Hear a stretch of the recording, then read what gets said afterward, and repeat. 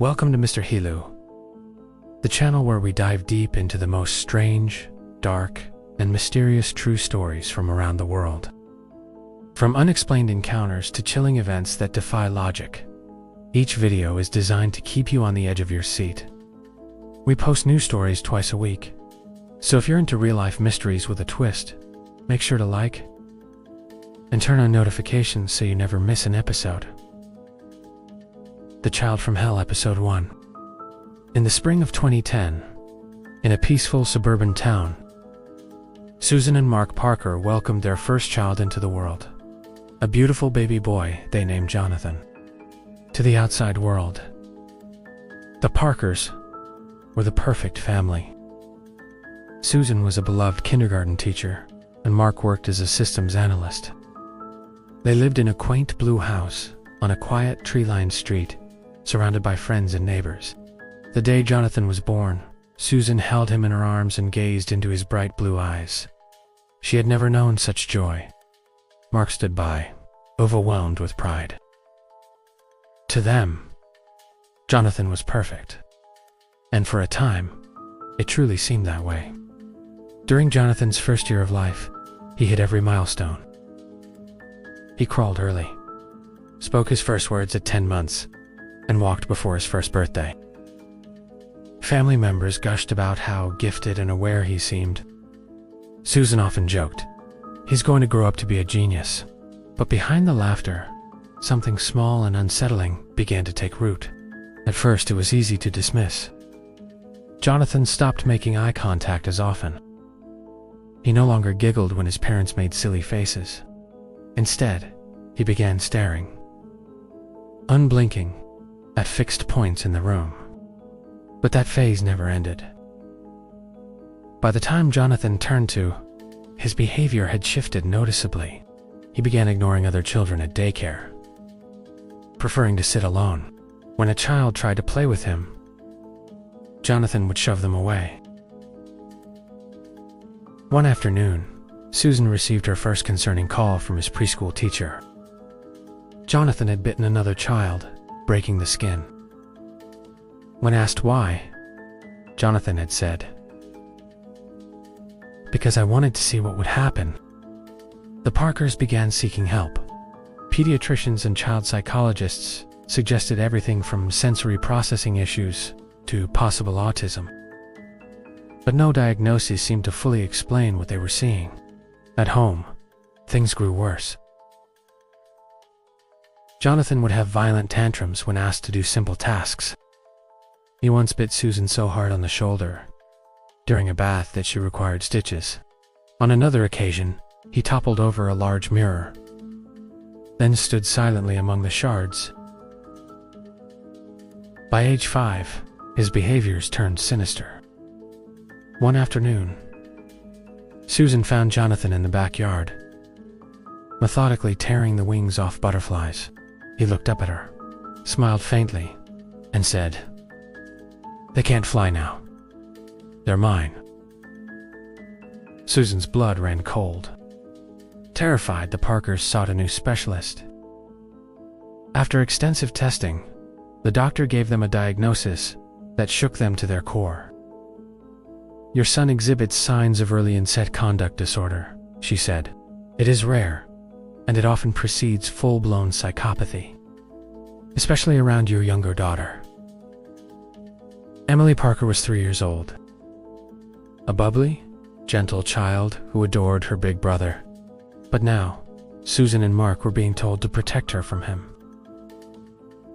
They installed child locks and security cameras. They began sleeping with their bedroom door locked at night. But no amount of preparation could have prepared them for what was coming. One night, Susan and Mark awoke to a foul smell. They found Jonathan standing at the foot of their bed, smiling. Their bed was soaked in urine. The walls were smeared with feces, spelling out the word, "Hello." Susan collapsed in sobs. Mark sat frozen, unable to comprehend what their son had become. At school, Jonathan's behavior worsened. He drew pictures of stick figures decapitating one another, labeled with his family's names.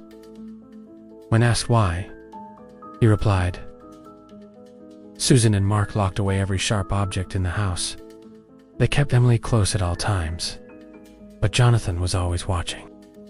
One evening, they found the family cat dead in the laundry room. It had been placed in the dryer. Jonathan calmly explained, "It scratched me. Now it won't anymore." At age 8, Jonathan's violence escalated again. After Emily took one of his toys, he shoved her down a flight of stairs. She suffered a broken arm and a concussion. When questioned, Jonathan shrugged and said, "She made me mad." The Parkers filed another report.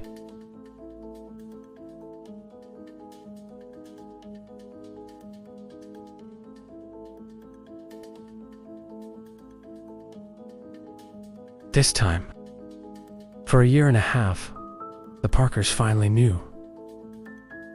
Peace. Emily began to heal. Susan and Mark underwent therapy to process their trauma.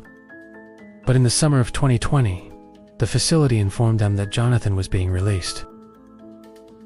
"We cannot legally keep him," they said. "He is dangerous." But their pleas went unheard. At age 10, Jonathan returned home. He was taller, stronger, eerily calm.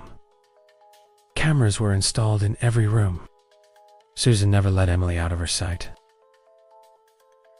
At night, the family locked themselves in their bedroom. Jonathan began whispering in the halls.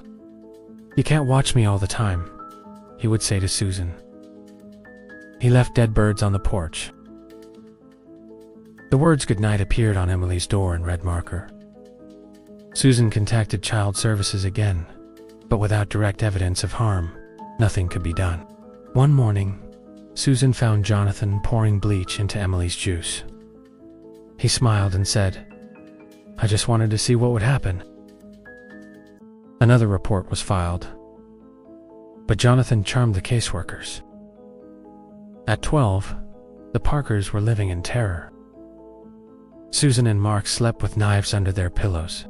Emily refused to sleep alone. They were weeks away from a court date to remove Jonathan from their home. Then came the moment that would change everything. One afternoon, Susan came home early. On instinct, she checked the security feed. Her blood turned to ice. Jonathan was in Emily's room. Emily was napping. Jonathan stood over her bed, holding a pair of scissors. He was whispering words Susan could not hear. Susan sprinted upstairs and burst into the room. She tackled Jonathan to the floor, beating him as years of fear and rage poured out of her. Mark pulled her off.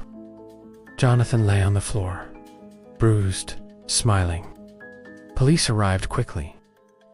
In Jonathan's room, they found notebooks filled with detailed plans to harm Emily and his parents. The evidence was overwhelming. Jonathan was placed in permanent state psychiatric care.